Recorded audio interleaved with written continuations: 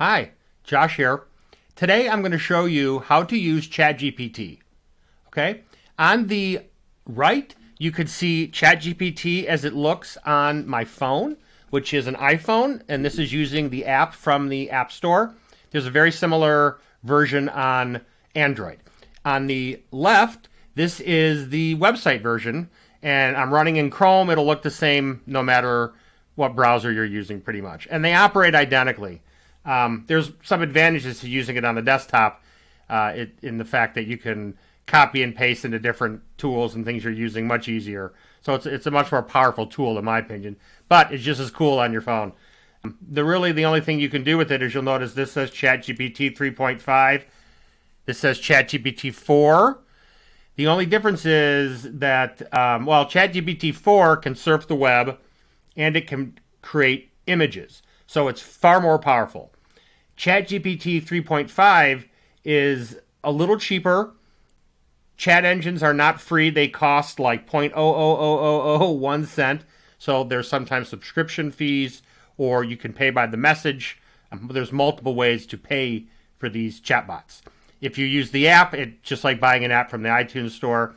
And if you use it on your computer, same thing. You can just pay with your credit card and you get unlimited usage. You pay a little bit more to use GPT-4. Okay, so I'm going to use GPT-4. The reason is I can do a little more with it that I wanted to show you very quickly. So I'm going to turn on GPT-4 here, and then it also matches the phone. So if I want to start a conversation with a chatbot in ChatGPT, I usually get some recommendations down. Conversation starters. So let's say I want to say, okay, tell me a fun fact about the Roman Empire on this chat engine. And then over here, I'm going to say, suggest some fun activities to do indoors with my dog.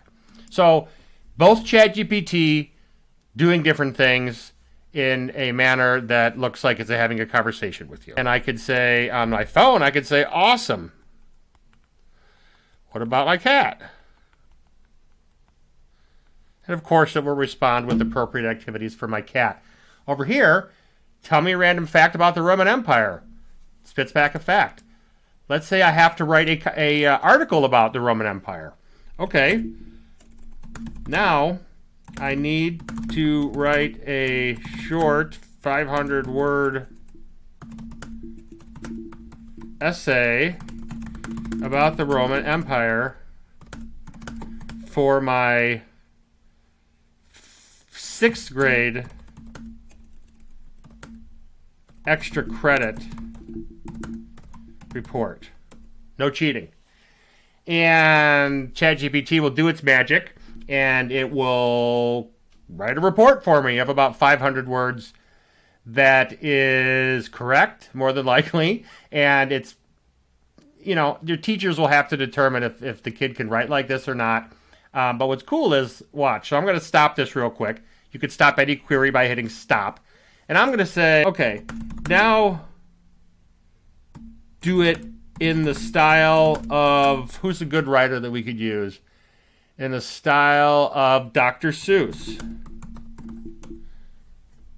And this is where ChatGPT is just unbelievable. So it's going to tell me a story about Rome, but what do you know? It's going to make a poem, and it's pretty good. It could write poetry better than you. It could write songs better than you, faster than you, longer than you. I mean, look, it's just going and going. It's going to write 500 words. In a land from old where stories are bold, lay the Roman Empire mighty and untold. That's amazing. So that's ChatGPT. Over here on the right, it's in my phone, and I can say things like, make a logo for Bill's Bees. It's going to think, and since ChatGPT 4 can make images, you will see that it does. Takes a second. So this will get faster, I assure you. That's one thing you need to know about these chat bots is they're not instantaneous, especially if you're texting with them. If you're having them do images, write code, which this thing can do. Look, over here I'll say, write me an HTML page for that. And that's all I'm telling this bot on the left, is to write me an HTML page for that, which would be what it just wrote. And let's see what it does. Okay, so over on the right, you can see there's Bill's Bees logos. That is better than I could do, and I used to be a designer. I mean, just incredible. Unless you know what you're doing, though, it won't be that easy to get off this yellow background.